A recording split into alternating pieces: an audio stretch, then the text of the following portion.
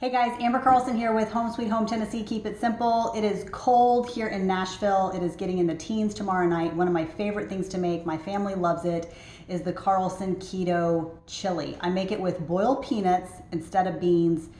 It's amazing. It's my favorite, and we eat it all through the winter. So let me show you just a little bit on how to prep that and get it ready. It's not as hard as you think, but there is a little bit of time as far as getting the peanuts ready. So this is my favorite.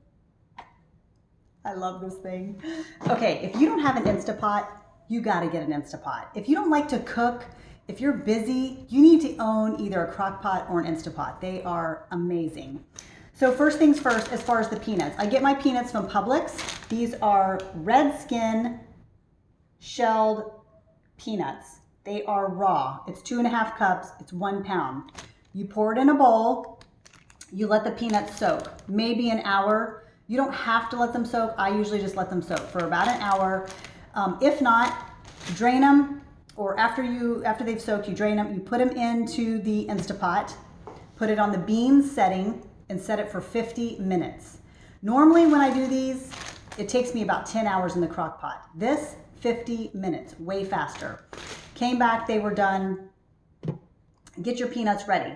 So set the peanuts aside, and you're just gonna start building your base, which is in your crock pot. And literally I put either vegetable broth or some type of chicken broth in the pot.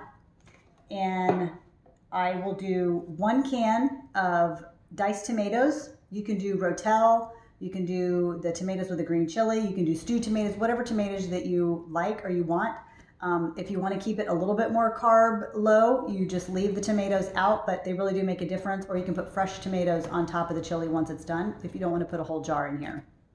Next thing I do is I brown my ground beef ahead of time and throw that in the pot also with the broth and the tomatoes. Now, my favorite seasoning packet is Hidden Valley Ranch. It's the Fiesta Ranch. It's one of my favorites. However, it has MSG in it.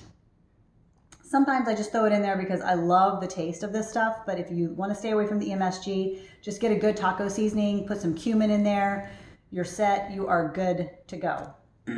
After I put all of those ingredients into the crock pot, that would be the broth, the tomatoes, the seasoning, and your ground beef.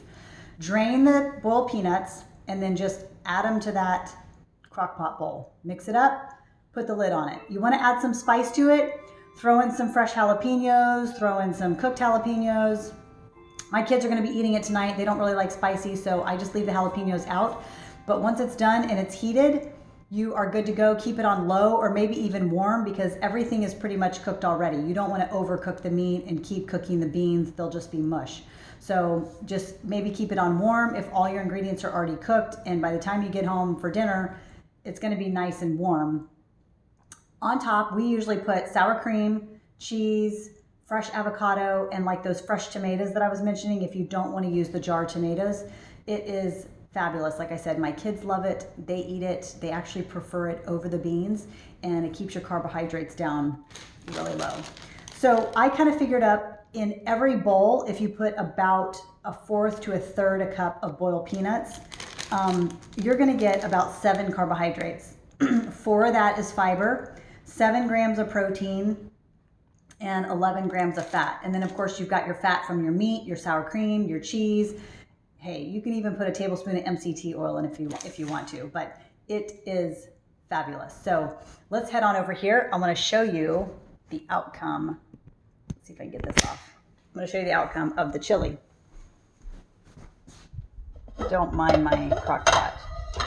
But that is the outcome of the chili. It is delicious and right within your macros. Give it a try. Let me know what you think. Subscribe below, leave your comments, and give me a like or a thumbs up if you tried it. It is amazing. I promise you will never miss chili with beans again. You can also mix it up a little bit if you don't want the ground beef. Throw in shredded chicken if you want, whatever meat you want, just to kind of get the extra fat in there and your protein. All right, thanks so much for watching. Bye.